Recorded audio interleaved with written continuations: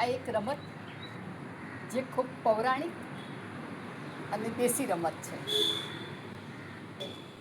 કદાચ સૌને ખબર હશે કે ખાસ કરીને પ્રાથમિક શાળામાં આ રમત રમાતી અને આ રમત છોકરીઓ પાસે રમાડવામાં આવતી અને એ છે લીંબુ ચમચાની રમત.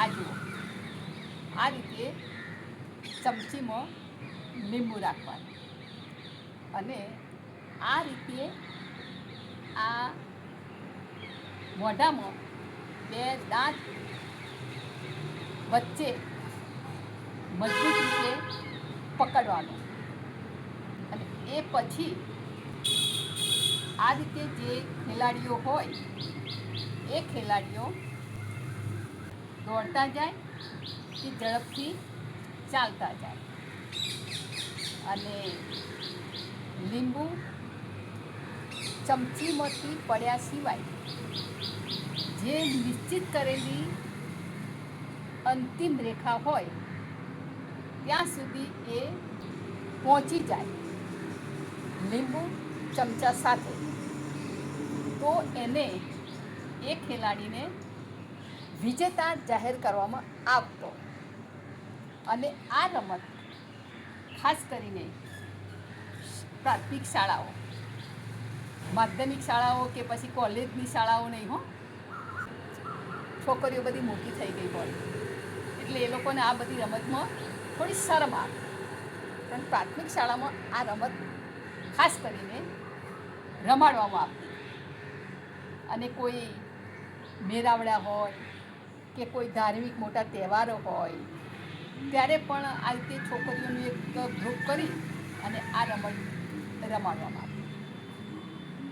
આમે દીકરીઓને ઈશ્વરે ખાસ કરીને એક ધીરજ અને એકાગ્રતા આ ગુણ જન્મથી આપેલા છે.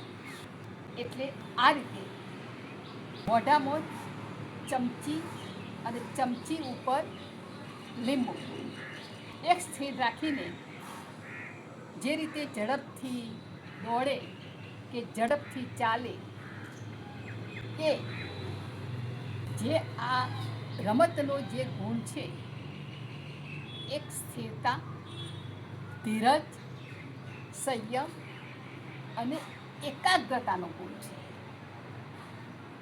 આ દીકરીઓ જ્યારે મોટી થાય, સંસારમાં પરોવાય, સામાજિક વ્યવહાર અને તહેવારમાં પરોવાય ત્યારે જે પિતાના માતાના ઘેર જે સુખ મળ્યું હોય, જે ખુશી અને આનંદ મળ્યો હોય એ સાસરીમાં કદાચ ના પણ મળે.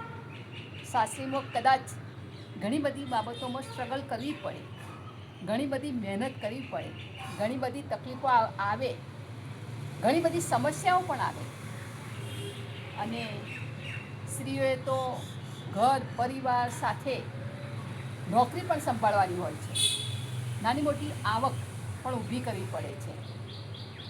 અને આ રમત એ જ શીખવાડે છે કે તમારી સામે ગમે તેટલી પરિસ્થિતિ વિકટ આવે, ઘણી બધી તકલીફો આવે અને એ તકલીફો સાથે પણ તમે કેવી રીતે ચાલી શકો છો, કેવી રીતે તમારી જિંદગીમાં આગળ વધી શકો છો અને બધા સાથે તાલમેલ મિલાવીને હસી ખુશીથી બધાની વચ્ચે રહી શકો છો. એ આ લીંબુ ચમચાની રમત શીખવાડે છે.